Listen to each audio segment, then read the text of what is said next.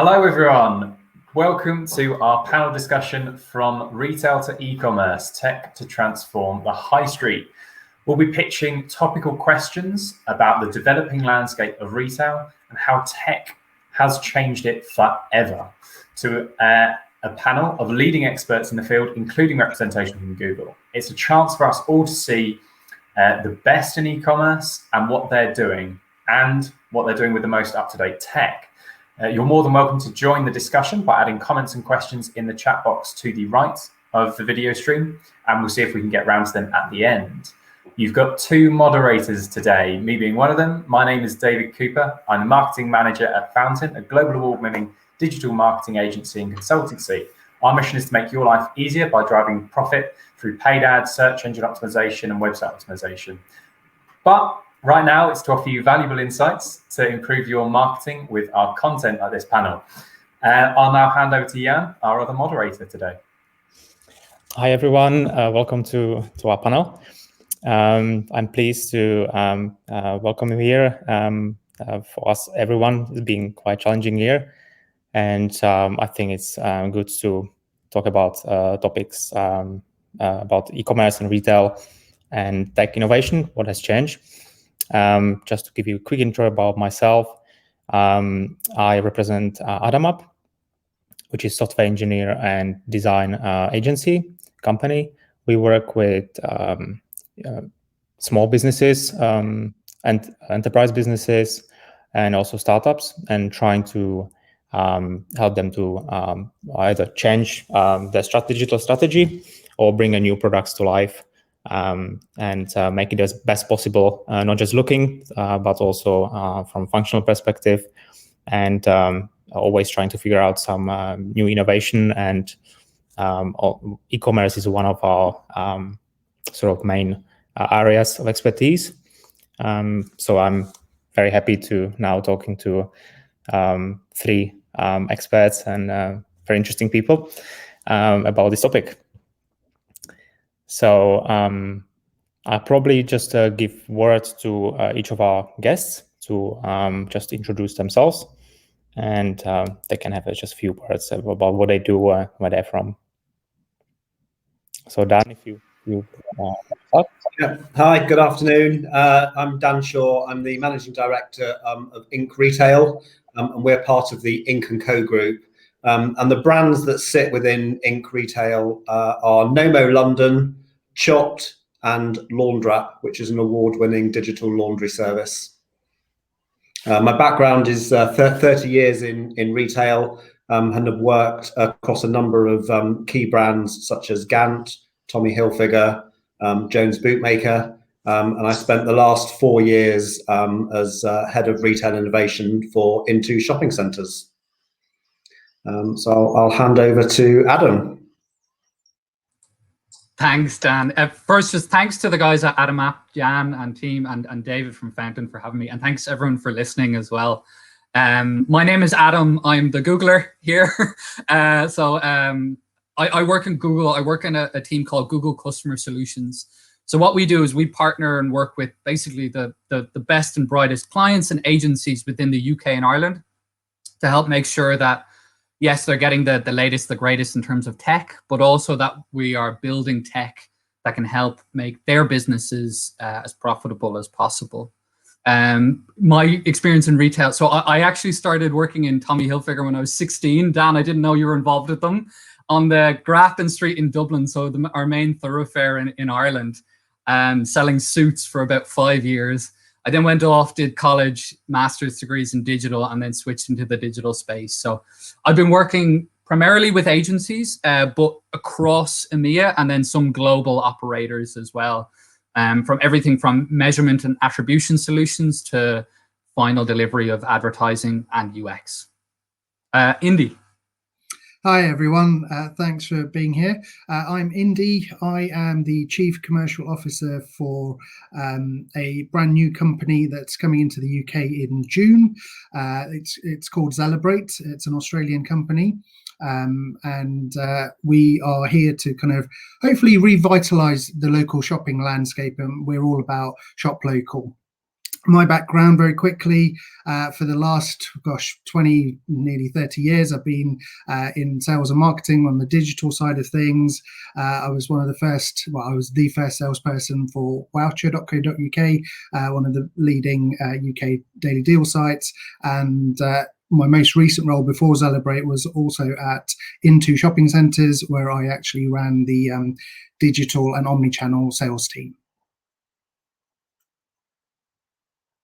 Brilliant, fantastic. Thank you very much, guys. Some great introductions, and I think now we'll move into questions. Jan, I think you got the first question. Yep, absolutely. So I'd like to open up with first sort of, I think, more open question, and you could also, you can also include some of your sort of personal changes or what have you done last year. But it's basically, the question is, how did you spend last year, and what was the main sort of sticking and learning point for you and for your business?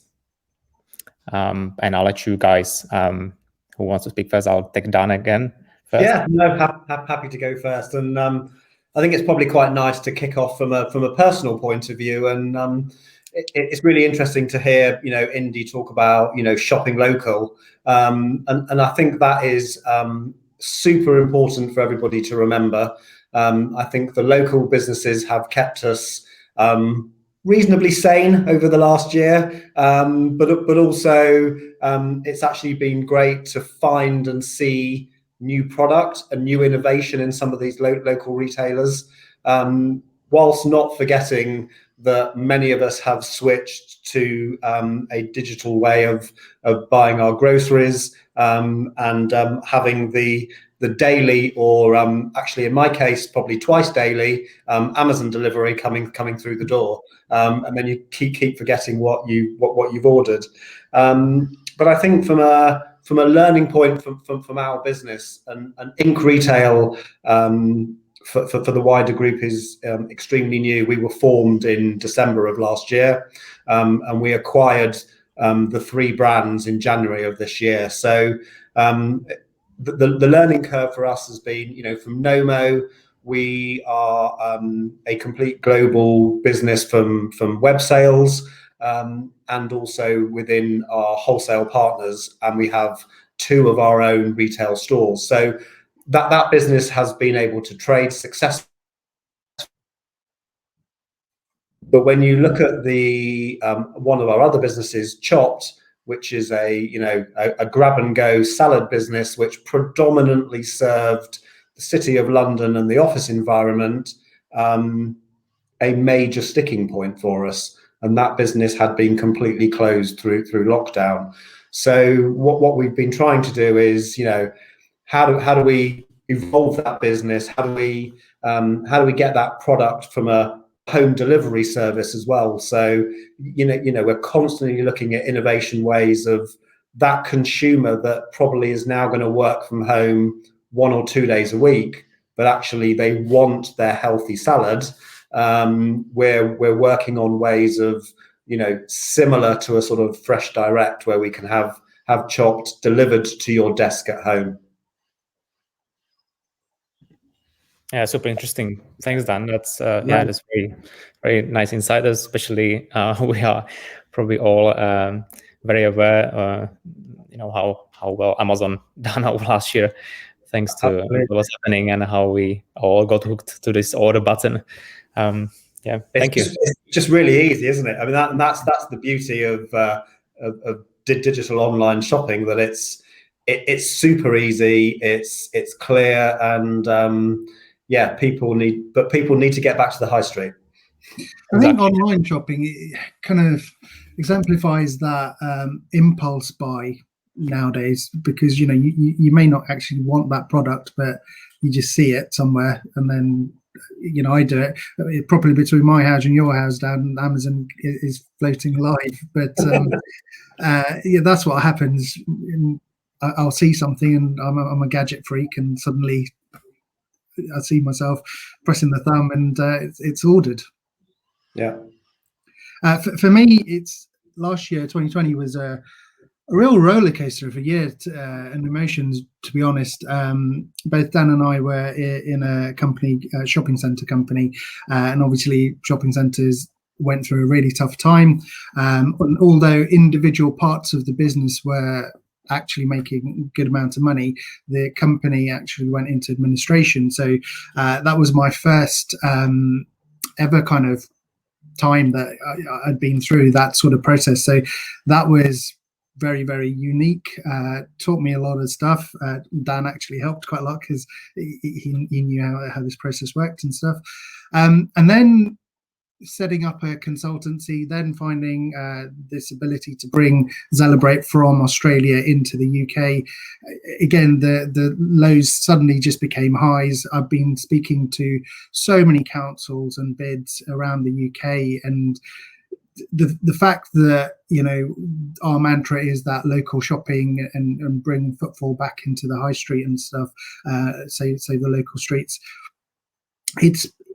It's amazing for me to think, coming from a digital world, how much people have actually missed that physical part of the shopping world. So it's like when you can't get to do something, you miss it more and you want it more. And I think that's where we're heading back again now. It's really interesting. I like, to be honest, I fully agree. I ran an event, or I was speaking at an event called Think Retail in 2019 with the top retailers in the UK down in London, Google event, 250 people in the audience. But I was talking about Omnichannel and measuring solutions across Omnichannel. And now what I did is I had the list of people who were there before, and I went and just Googled them. I checked out their LinkedIns. So this is not a foolproof method. It's not an Adam-proof method. Not very scientific, but only one of them that I could find had Omnichannel Manager on their title. Everyone else was either online or they were a brand, and they were kind of like, there was a disconnect between the two of them. I think when I think about 2020, just to go back to the original question, it's both highs and lows as well, kind of to Indy's point. So I work across multiple different verticals with multiple different clients and agencies and people who have, you know, full e-commerce versus some who have 10%. And you have the guys who have been set up digital focused and have done all that groundwork in the last 3-4 years through delivery systems, logistics. They understand heuristics with buying online. You know, 4 pairs left will always do better than limited availability. You know, basic things like that, where small players, independent players, can be really clever and make a huge difference. So I was working with some clients who absolutely were excelling. And then I have others who I was working with that, you know, maybe their sales, one in particular was a luxury brand, and their sales, online sales, 3x'd throughout basically the first 6 months. But they also had to make 10% of their staff redundant because digital was only 10 to 15% of their revenue streams. So they hadn't really gotten they hadn't quite gotten there yet. And when we look at like 2017 to 2018, you know, if you check the eMarketer reports or the ONS, the Office of National Statistics, you see percentage of retail sales is increasing. And it was always going to increase between 2019 and 2020. But it was just the acceleration from that created that ramp up. And that was where the disparity was. So really interesting time. And you're seeing a huge amount of new brands as well, properly making impact. Excited to see Zellebrate come to the UK. I think it'd be fascinating. There's a great stat. One of our Think with Google teams did it. It's if anyone Googles it, it's called changing shopping behaviors. Just type in Think with Google and you'll search for it there. It was in the UK from March. And they were looking and said, look, actually a quarter of people within the UK bought a new fashion brand that they'd never bought before during their restrictions. So they never had a chance to try it on, and then they bought it. And 75% of females actually are going to continue to purchase with that brand, and 82% of men, so 4/5 roughly, are going to continue to purchase with that brand. And that was a fascinating insight because it was an opportunity. That was a watershed moment of, you know, like that classic thing of being able to touch it and to feel it. Actually kind of broke through that a little bit, and there's a little bit more trust in there. But when you dive deeper into the data and into the details, you still see that people also want to go back into the stores because they want that experience. And it's a blended, experience. And we've finally gotten to a realization where we've been forced to. So that brand I was talking about that unfortunately had to make 10% of their staff redundant, their digital team was never really spoken to from a strategic side of things, from the accounts side of things. They didn't really care what the digital team were doing. They were only adding on 10, 15%. But now in the re-emergence out of lockdowns and out of restrictions, they realize actually this is a full blended system. We can no longer be siloed. And my hope is that in 2021, maybe late 2021, if we do another Think with Retail event, or 2022 at the very beginning of the year, and I scroll through people's LinkedIns, that I see a lot more omnichannel managers, because we are finally taking credit for the digital's impact on offline sales and the offline experiences impact on online sales. If that makes sense. I think the targets that brand owners put on their shop managers and things like that needs to be amalgamated, because at Into, it was a very weird situation. We were a shopping centre, we had physical tenants, and I was brought in to kind of digitize it and have an online shop for everyone. And we did this through affiliate marketing. Now, in certain ways, as we had more partnerships with affiliate marketing, and it really expanded to the point that a lot of the marketing managers from these retailers who were in our centres wanted to work with Into more and more and more and more. But the physical store, the kind of people who did the leasing and stuff like that, they were complaining to our physical side of things, saying, hang on a minute, why are you promoting online so much? And it was this real sort of tug of war between the physical world and the digital world.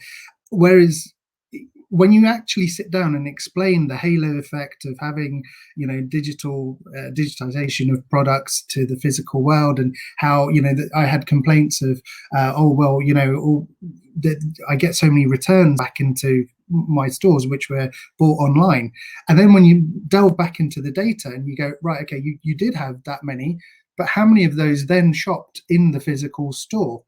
Because they didn't just come in to just return something. And then the light bulb moment started happening in the last few months.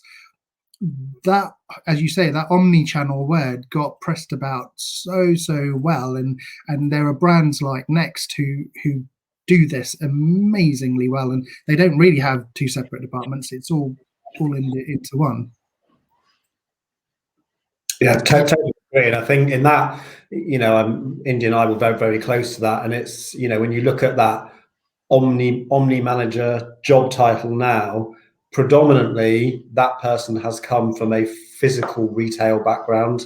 And that, I think, is super important now, that it is one whole experience. And quite rightly, for one of my businesses, Knomo, we only have 2 physical stores. We have lots of touch points that you can buy through Selfridges, Harrods, John Lewis, major department stores, for example. And we're on a number of other websites other than our own Knomo.com. But I'm absolutely happy that a customer walks into any place where they can touch, feel, get the service, get the sales consultant really talking about the features and benefits of that product, and that person walking away and ordering it online. That's absolutely cool for me, because they're still buying one of my products, but they've been through the journey. And I think a lot more people are doing that now. And Indy's comment is right there. We saw that right at the end in a number of other retailers. They were experiencing it within a physical store and then going home and buying it. That's great. I think that's really insightful, and I think having worked with a lot of you as well on this kind of thing, on trying to maximize both the digital side and the footfall, there really has been, we've seen in the past, a big disconnect. So I think that's the big takeaway from this, is making sure there's more connection between offline and online, which you've all kind of expressed in fantastic ways there. So that's really valuable. So for the next question, we're going to start with someone that isn't Dan for once. So, Indy, we'll start with you. It's kind of a broad question, but how much value did you see from online e-commerce for the businesses that you've worked at before the pandemic versus during the pandemic, and now kind of, I guess there's another versus at the end there, which is us emerging from lockdown and the pandemic? Again, if you look at last year, it was I was in a kind of a strange situation where I ran the e-commerce side of things for a shopping centre landlord. So in a weird way, the better the online side went, the more we were questioned and sort of held back a little bit in certain ways because of potential complaints of physical tenants. Because they just didn't understand what we were doing. They thought we were just taking away all sales and not actually driving footfall through a digital mean. However, through the latter part, when we were able to speak to the physical retailers about kind of the omnichannel world and bring, Dan and I even worked on bringing some online only retailers into the physical world for the time. When you get to that sort of situation where you are being able to blend both parties and doing that, so we had ideas of getting online retailers and having a showcase, or getting online retailers and having this new technologically adept department store. So you would never have seen these guys previously in a physical presence, but here they were coming into an into store. When we had things like that, we involved ourselves in card-linked cashback offers, things like that. That's where we really saw the value, the future of what it could have been. Unfortunately, administration then came along, so we've had to park that. But over here in Zellebrate, I'm taking some of the learnings that we had previously and really trying to I'm speaking to cafe owners. I'm speaking to my mechanic. When I went to get my MOT done, he was just asking me what I do, explained to him what I'm doing at Zellebrate, and he was like, "This is really good. What can you do to promote us?" And we explained it, and we, some of the times people have been in an industry which is purely physical for such a long time that they can't shove themselves out of it, so they bring experts in. And this guy had wanted to get a website set up and stuff like that, because everything for him was purely organic. He really was the epitome of local shopping, because he really didn't do any actual advertising as such. Past customers came, past customers brought him new customers. And he kind of realized that actually to compete, I'm going to have to go into this digital world. And that was really scary for that person, having had this business in the family, his father's generation as well, but never really on a digital side of things. The, stuff he was being quoted for to do a simple website, for example, that scared him, because he couldn't actually acknowledge that, hang on, if I built this, which I have never done before, how do I know that that's going to increase my business and stuff like that? So I think the onus is on people like us and agencies and stuff to actually really go out and explain, these are the benefits. This is not just the results, but these will be the actual benefits of, if you do it this way, this is what will follow through, and really kind of hold their hands. One of the biggest things that I've noticed coming through is also referrals. So like from Google, for example, where you get to refer and recommend and put testimonials about local shopping. That every single person that I've spoken to is saying, "Are you on Zellebrate? Are you going to have this referral sort of thing?" Because that actually brings me lots and lots of business. So I think as it, what's happened has happened. There is now a strive to become this omni-channel world, and I don't think we should step back from it. We need to press the gas pedal even harder and really try to bring everyone along with us for the ride. So the smaller retailers are the ones that really need that sort of help the most. And I think if you build that foundation right with all the hundreds of thousands of smaller retailers, that will build this omnichannel from the proper way, from the ground up. Fantastic. I really like that as a kind of follow-up to that as well.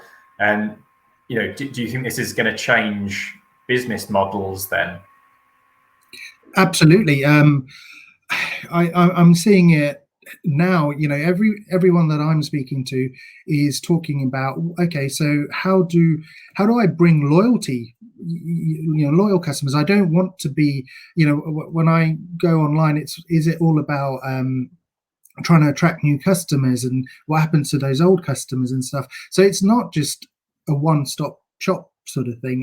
You know, you need to explore all the different things that a digital marketing world can bring you to bring you forward. So, you know, loyalty, you know, I've heard certain people say loyalty is dead. It's just not done right.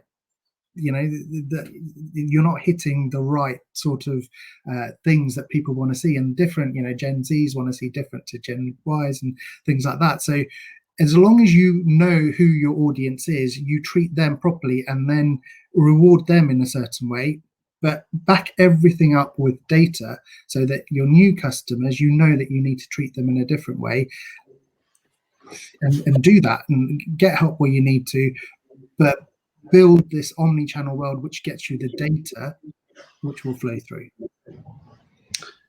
Yeah, totally agree, Andy. And I think, you know, when we talk about, does it change the business model? The business model is broken, and I can say that as a as somebody that's worked landlord side, and that somebody is now a retailer side.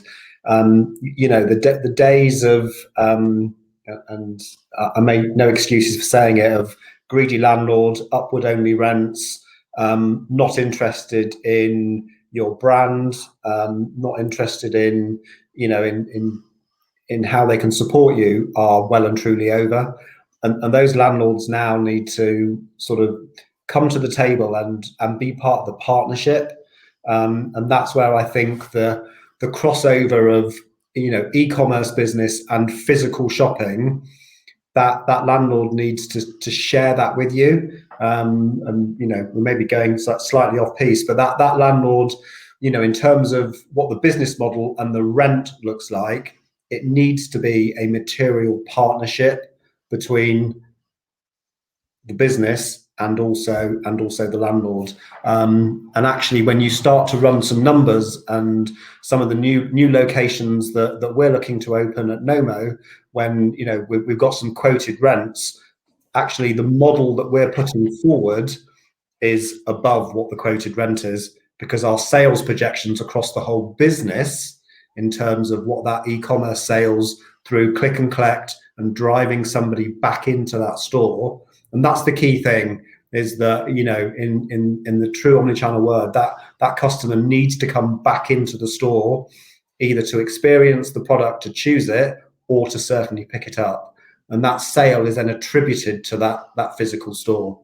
You then get buy-in from the store manager, because it's their whole business, their sale, and also you're then sharing that information with landlord, and you're working together in completely changing the retail landscape. And that business model has to change. And some landlords are now, you know, sitting up and taking notice. You know, to see the collapse of the UK's largest shopping centre should be ringing alarm bells.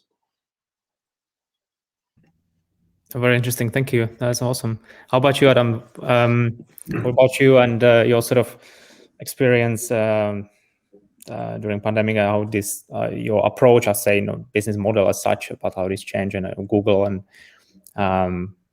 what is your take? Yeah, no, like that was absolutely fascinating from the two guys. I'm like drowning in information. It's so good. Like I'm gonna watch it again on a run later, or listen to it. Sorry. But no, I think it makes total sense, and it's why I love working with partners like Fountain. Because when we go in, we chat to the guys at Fountain, we say, okay, who are the clients? Who are the retailers you're working at? What are their business models? How can we help support that?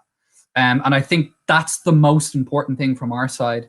And the piece of research, I think with Google research that I mentioned earlier, we see that like over 55s have had the largest growth. It's like 30%, you know, from 26% will buy online pre-COVID to 58% during pandemic. And actually that's only going to drop to about 50% afterwards. So you're still seeing that massive growth there. But that's where, like, from the measurement of the attribution point of view that Dan mentioned, is going to be so important going forward. So how we're measuring things is really key. Now, there's no silver bullet for that, for want of a better word. A lot of it has to do with modeling. A lot of it has to do with projecting. A lot of it has to do with that side of the business. But like one clear example on that. So with the large retailer I mentioned earlier, who had about 10-15% of online sales, they were selling Canada Goose jackets. You know, the men's luxury jacket. And they were looking at their online only return on ad spend, and it made 0 cents for a 6-month period. So they thought, let's go and turn that off. The agency actually just had a quick look at what their omnichannel return was, because we were using an alpha technical googly thing that the Fountain guys and us talk about, that nobody else needs to get into the minutia of. But we had a look at their omnichannel impact.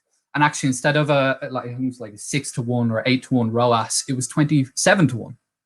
Because what it was people searching online, guys searching online, going in, trying on the jacket, and then going, actually, yeah, that's the one that I want, and going and buying from it. In terms of like the business model piece that Dan was mentioning as well, I find that absolutely fascinating. And it's one I think we will, you know, usually you might get a year to train for a marathon, but because of COVID, it's like train for a marathon in 3 weeks, guys.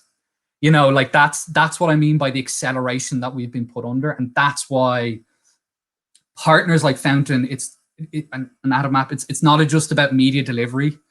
It's also about understanding where the revenue model sits with you, so that we can project out from a lifetime value off the back of it, and to make you continuously profitable. Yeah, lots of things I've thrown at you there. Apologies in all of it, a scatterbrained way. Yeah. No, that's brilliant. Thank you. Thanks, Adam. I think it's like you said. It's about properly watching what's happening out there, analyzing and the data, what's coming through, and especially making quick steps and action, and these changes and make these changes happen.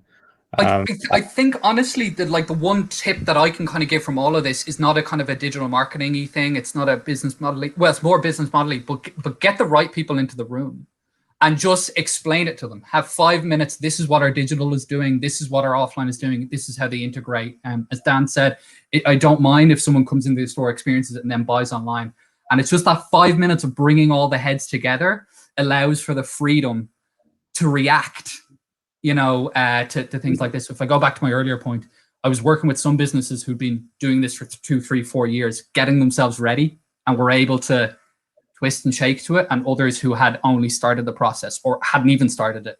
And they're the ones that have kind of fallen down a little bit. So it's to not be scared of that conversation and bring in those other heads, whether it's accounting or CRM or brand management or whatever it is, all to one place. Yeah. All right. Thank you so much. I'll move to next question. And I'll probably maybe start with Dan again. So when it comes to your area, e-commerce and retail, what do you think is the niche in your approach and your product at the moment? I think when you look at that across, two different types of business, when you look at Chopped and Knomo, completely separate. There really isn't a physical, a true e-commerce, but there is. We've recently launched a brand new app, because what I want to do is, especially for Chopped, that person is, time poor. They're sitting at their desk. They know that they go to Chopped every day for their lunch. They know exactly what they want. You can now download the app and order your favorite salad, and either go and collect it, or we will get it delivered through one of the many delivery partners that are available to your desk. But actually, when you look at from a retail point of view, the stores have been refreshed during lockdown. We've moved to digital screens. We've moved to highlight the quality of the product, where it's sourced from. So our chicken is sourced in the UK, is not pumped full of any chemicals or water, unlike some other fast food outlets. And we don't talk about that, or we haven't talked about that pre-COVID. And I think that's one of the good things that's come out of this, is that as a team, and going back to Adam's comment on actually does the product team sit down with the finance team and sit down with the e-commerce team, and do we actually strategize the whole business together? Pre-COVID, that probably doesn't happen in every business, but it certainly happens now in our business. And for me, the person that works 4 hours on a Tuesday afternoon is just as important to hear their point of view on what that consumer wants to see and touch and feel. From a Knomo business, a complete e-com and retail business globally. We are in the process of rebuilding a complete new website.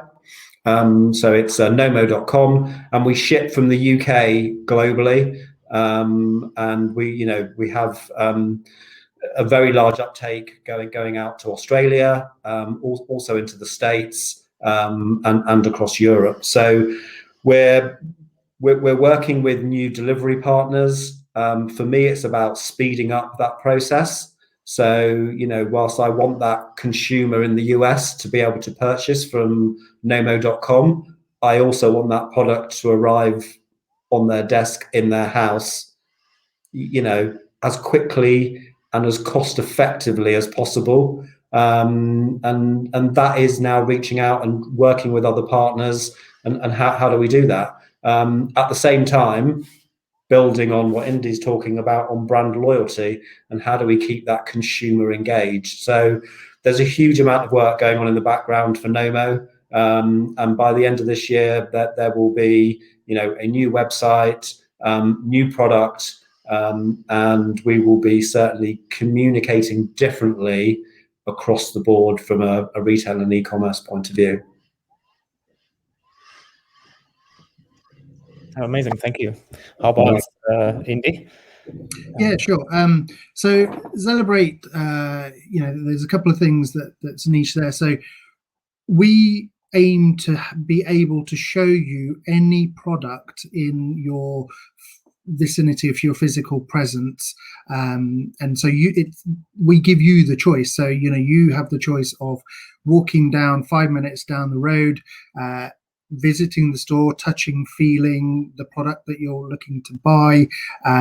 You may get that affinity towards that particular store or brand, or if you want to, the ease of convenience of the digital side, we can do that as well. But our emphasis is on taking you to the physical store. So things like cashback and things like that will, originally we will start off, so if you go into the store, if you make that effort, we will reward you by giving you that cashback side of things to you.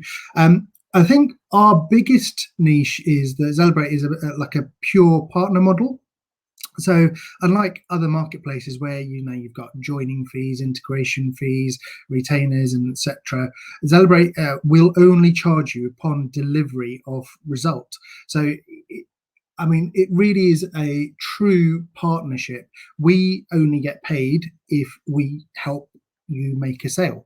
So, if we haven't made a sale for you, actually what you've had is a brilliant branding exercise, free marketing by us, because we'll write content for you and things like that. We're really heavy into writing content. I'm already have spoken to Dan about writing content for his luxury handbags and backpacks that we think are going to be amazing. But I suppose the main thing that we want to do is get people who are already used to kind of now onto the digital side of things, but get them used to using the digital side to walk back and into a shop and help local retailers come out of this on the right side. So, you know, you don't lose your favorite coffee shop that you've been going to for many years. It doesn't just become a chain or housing or whatever it might become. So yeah, so at Zellebrate, our niche is that, you know, we're digital to physical, and it's a pure partner model. Awesome, thank you. I mean, it's yeah, I mean, that's just a perfect example of what I think, you know, the nowadays consumer, what they need more, they need better service, they need you know, they want to go back to stores, and that's the best way to make the journey easier and you know, and nicer, and help them to find the right product and have the whole experience of shopping or browsing absolutely top. Yeah. So I just moved to Adam, if you have Yeah. on this topic. Yeah, I wouldn't be a Googler if I didn't talk about machine learning and boring, geeky, and techie things. But no, honestly, the reason for it is so important for twofold. One, to kind of go back to Indy's point, if we look at kind of queries within the UK, especially as each you know, restriction gets reduced, the local queries are actually the fastest growing. So it's not just, you know, like suits, men's suits, it's men's suits, and then you're Buckinghamshire or whatever it is, and it's near me. So there's that huge growth of opportunity there. But then also, if we look at the generics, the generic queries are 3xing at the minute what our branded queries are around the kind of retail space. So there's a huge boom in the amount of queries because people are now so used to their mobile phones and all their kind of the technology that they can just say, hey, give me this information and put it in my brain. Like if I asked each of you to show me your last 5 Google searches from your phone, I'm sure you don't want to, but it, you know, because it's that personal. But from an execution point of view, how do we help clients? How do we help agencies to actually execute and making sure that we're getting that right return for them while we can still focus on the strategy? And that's where the machine learning side of our business is really accelerated into. It's a core part of what we do as a business, and we provide for everyone. It's one that the guys in Fountain are incredibly good at, but it's kind of like the you know, within a car there are 2,000 or 20,000 individual parts, but a petrol car and an electric car, it's about 10, 12,000, and nobody knows what all of those individual parts do, but they can still drive the car. And that's what we're trying to do, is try and take out some of that tediousness and trying to bring that data together so that we can go on to bigger strategies and have those conversations with the different teams, bringing them in and measuring and attributing properly. Yeah. That's really great to hear. And I think one thing, this actually feeds quite nicely into our next question. So Adam, it would actually be interesting to start with you and then see how the other guys answer this as well, because it's definitely going to be different from yourself to Dan and Indy. So that question being, what technological innovation have you either started or adopted, either within your kind of department or project or company over the last year? Because you know, it's going to be very different for Google and the developments made on its platforms, various ad platforms and otherwise, compared to companies that are actually using those different pieces of software. Mm-hmm.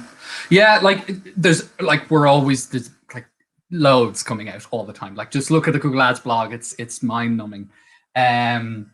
Especially if you read it all. But like what I have kind of seen in the last little while, especially in the last year. So at the beginning of the year, there was a lot of slowdown. But if we looked at, say, your Google My Business, you know, we shifted all of our engineering focus to focus on, you know, if you search for a local place, did you know if it was takeout, it was dine in, you know, that little X and the ticks and things like that. So we tried to make sure that all the local businesses were sorted as quick as possible. You know, if we take the advertising side out of it.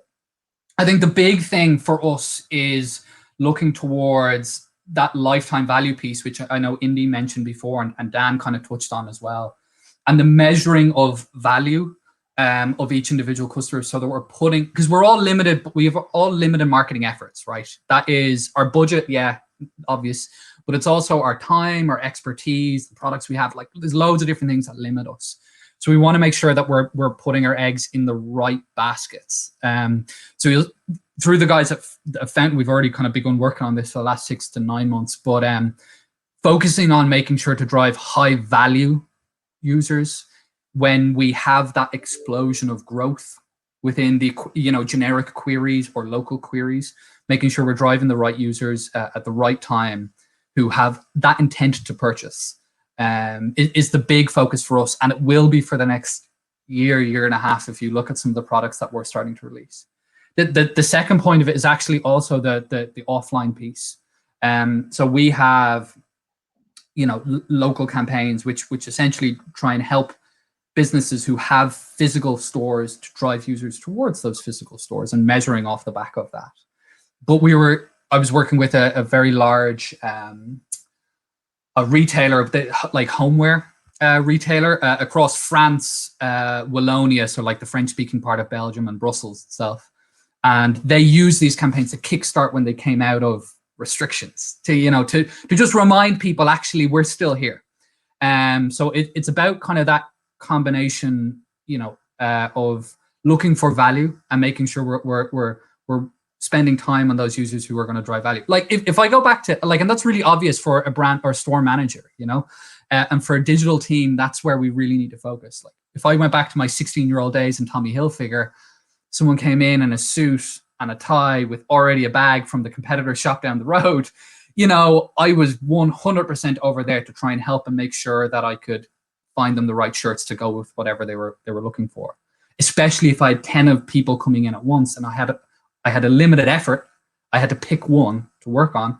That was the one that I went for. So that's what we're really trying to focus in on the digital side from a Google perspective at the moment.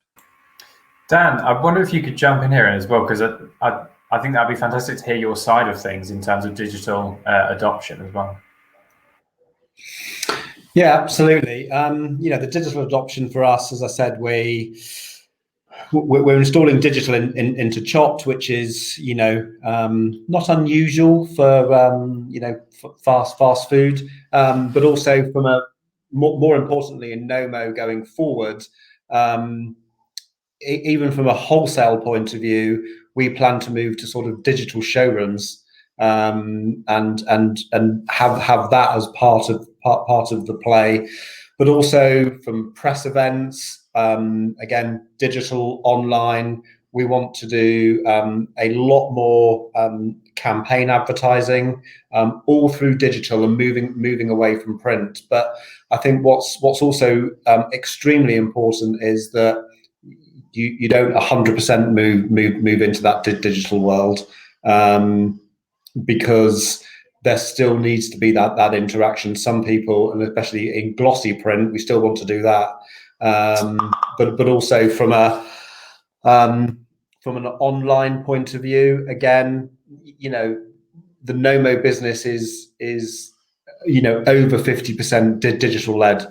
But again, we're focusing on physical retail space, because that is, as I said earlier, for me, still extremely important, and there needs to be that crossover of the digital element to physical side as well.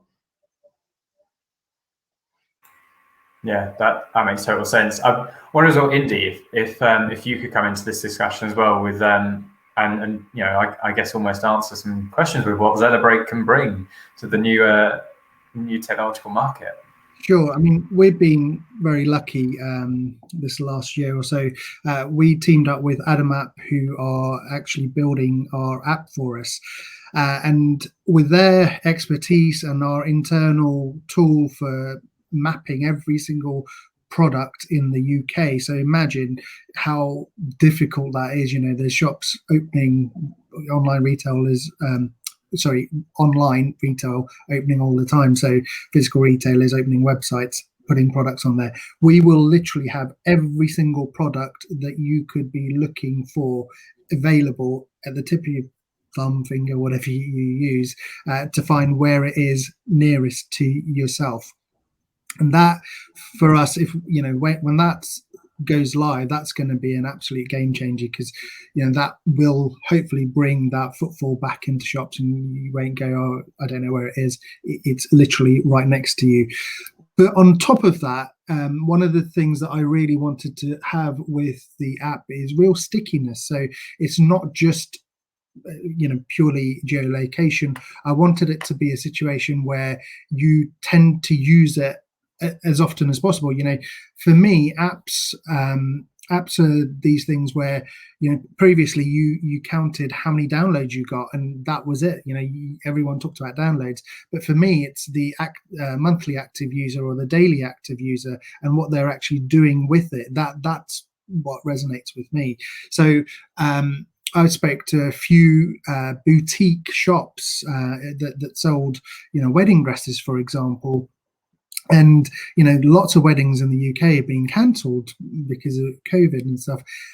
As things going back, there's still this worry that you're never going to be able to bring all of these people that came with the bride to see the wedding dress on for the first time. And what's that going to be? I'm not going to have my mum around because she's elderly and all this, that, and the other. So we want to have like a live streaming ability with the app. So the retailer, you go into the shop, or small select a few people go in, the bride tries it on, and then you can actually be talking to the people that you've given a particular code to at home in their own homes, so they can make comments and things like that. So they feel involved in the whole day, and it's magical. And yes, it's not as magical as everyone being there and enjoying the Prosecco and things like that, but it's as nearest to that as possible. We want to do things like, imagine in the olden days, you go and try makeup on and there'd be testers and stuff like that. So now if you go back into shops, those testers, people will be wary if using them, don't know who's touched them and who's used them where and all that sort of stuff. So we want to have the ability of having your face being scanned, and we get API feeds in from your Mac, Bobby Brown, whoever it is, and you can actually see what your face would look like wearing that particular shade of makeup, and also take it a step further. So what it looks like in morning, what it looks like at nighttime, what it looks like in candlelight, and really try and ease pain points, I suppose. That's the best way I try and explain creating technology. Don't do it because it's cool, do it because there's a need, because it eases someone's pain point. Gamification, someone needs to feel that they have gotten something out of it. It's not just about a shopping experience, but if you want the data back from someone to make your product better, you've got to give something in return, and you can't just give it away. Gamify it. So we're working on some internal games with AdamApp to see if how can we get people to come and use the app on a regular basis. And we've come up with Pass the Parcel and like a slot machine sort of game and things like that, where you get rewarded by retailers who will encourage you to come physically back into the store, but you get to do it in a game sort of fashion. So we're trying to be part of your lifestyle as opposed to just needing us when you want to go shopping. Excellent. Thanks, Indy. I mean, it's obviously users need to have some fun, right, when they go shop, and not just obviously then they like to have a much better value from a platform what you're developing, which will be super exciting to see when it comes to life soon. But also, like, they need to be good transactional value. I need to be fun. That's for sure. All right, so I'll move to next question. So probably the question for everyone. In terms of revenue generating marketing and sales platforms, how has this changed over the last 12 months or since pandemic starts, let's say? Have some platforms become stopped being profitable or more, would you say? I don't know if it's clear enough. Yeah, that's probably me to kick off again. So it's a really interesting one, and you know, for us, definitely at Knomo, there's a number of sales platforms that we've been using. The one that's now not the least used, but probably the least profitable is by using Facebook ads.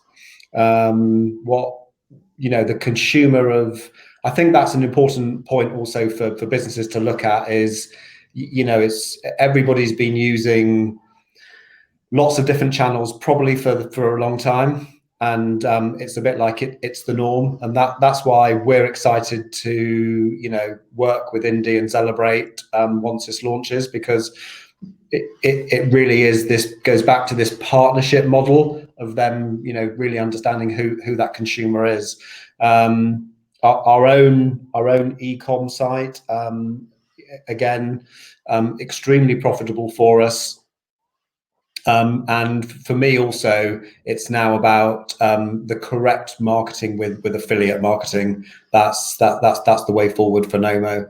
But not forgetting, you know, the platform of sales is also physical retail, and that has to be at the forefront of people's minds as well. That, you know, physical retail is just as important as digital retail. Yeah, and I think, like as Dan said, retailers are becoming more and more savvy, and you know, as Dan mentioned right at the beginning, you know, rent. You know, in previous years, rent was this blocked item, and that was it. That's all you had to pay, or that's everything that you had to pay. And it didn't matter what you earned from being in that particular space, you had to pay that because that was it. You know, with this new sort of rent for sale method that a few landlords are doing, that sort of platform is going to be amazing, and other online marketplaces who follow that sort of method of not just charging retailers a pure rent, but taking part of that pain with them and saying, look, we will do everything in our power to promote you to our database, and if you get that sale, that's when we get rewarded. But then you know, as a platform ourselves, what we get from that sort of thing is we build a great database on email, on social and things like that, where we get to understand who's going into what part of our website, what are they using it for, and things like that. So, for example, imagine a situation 6 months down the line where I can go to Dan and say, Dan, Knomo, I've got this bunch of people who are very interested in luxury items. Every time I do anything about luxury, promote it on the website or any other method, they go mad over it, and they click it, they open it, interact with it, comment on it, whatever. And actually within that, and that's who you should always market to first, and then we'll spread it out. So rather than just going to bombard everyone, we'll target them first. But within that, there's, you know, we can segment it down to handbags, backpacks, all that sort of stuff. So that's your core market. But then, Dan, actually within that, there's a bunch of people that whenever we do something about one of your rivals, they always open that up, but maybe not interact as well with yours. Now, as a retailer, having that level of information and being able to kind of change the messaging a little bit and think, you know, why does that work for them and things like that. As a platform, as a marketplace, if we can provide that to the retailers, that level of data to the retailers, that gives the retailer a real power to go back to their consumers to and really understand what it is that they're trying to buy and how they want to buy it and things like that. And that's a win-win situation for everyone. Retailer makes a sale, consumer buys something that they want, we get paid. Excellent.